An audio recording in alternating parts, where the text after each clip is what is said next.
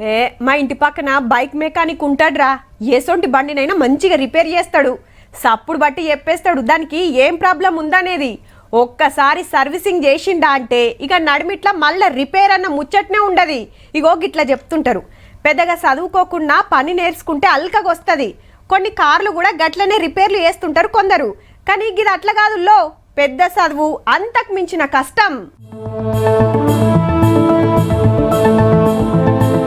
పంక చూడుండ్రి ఎంత పెద్దగా ఉన్నదో, గాలి మోటార్ ఇంజన్ మరి. ఈ మిషన్లన్నీ విమానం నడిపే ఇంజన్ల ఫిట్టింగ్ చేసేటి. అంటే ఫ్లైట్ నడపాలంటే అందులో ఏమేమి ఉంటాయో అవన్నీ ఇలా ముంగట పెట్టి ట్రైనింగ్ ఇస్తున్నారు. ఈ కోర్సు పేరు ఎయిర్ క్రాఫ్ట్ మెయింటెనెన్స్ ఇంజనీరింగ్. విమానం అంటే నడిపే పైలట్, ఎయిర్ హోస్టర్స్ జాబ్లే అనుకుంటారు. కానీ బండిని నడవాలంటే ఇంజన్ కరెక్ట్ ఉన్నదా, సమర్ సప్లై ఎట్లున్నది, కండిషన్ ఏంది, ఇట్లా అన్ని చెకింగ్ చేసే చదువు అన్నట్టు. శంషాబాద్ గాలి మోటార్ డిపోలోనే ఉన్నది ఈ బడి. 100% సేమ్ అక్కడ లైవ్ ఎయిర్ క్రాఫ్ట్ ఉంటుంది.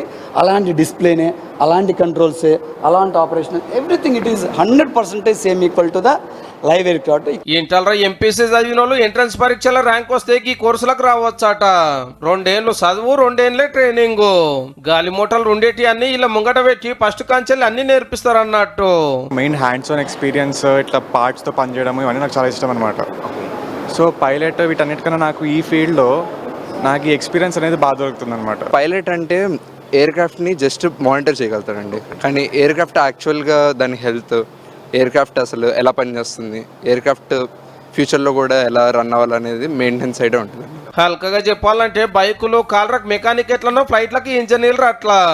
డాక్టర్స్ హ్యూమన్స్ని ఎలా ట్రీట్ చేస్తారో మేము ఇక్కడ ఏరోప్లేన్స్ని, ఫ్లైట్స్ని అలా మెయింటైన్ చేస్తాం. మెకానికల్ అండ్ ట్రైనింగ్ కూడా నేర్పిస్తున్నారు. థియరిటికల్, ప్రాక్టికల్ మొత్తం నేర్పిస్తున్నారు. చాలా బాగుంది. మరి ఇలా జాబ్లు ఎట్లుంటాయంటే, ఏవియేషన్ రిపోర్ట్ రీసెర్చ్ ఏం చెప్తుందంటే 5,000 మంది ఇంజనీర్స్, రఫ్గా 3,000 నుంచి 5,000 మంది ఇంజనీర్స్, 8,000 నుంచి 10,000 మంది టెక్నీషియన్స్. సో అంటే ఆల్మోస్ట్ ఒక 10 నుంచి 15,000 మంది ఏవియేషన్ స్కిల్డ్ మ్యాన్ పవర్ అనేది మనకు అక్కడ కావాల్సిన రిక్వైర్మెంట్ ఉంది.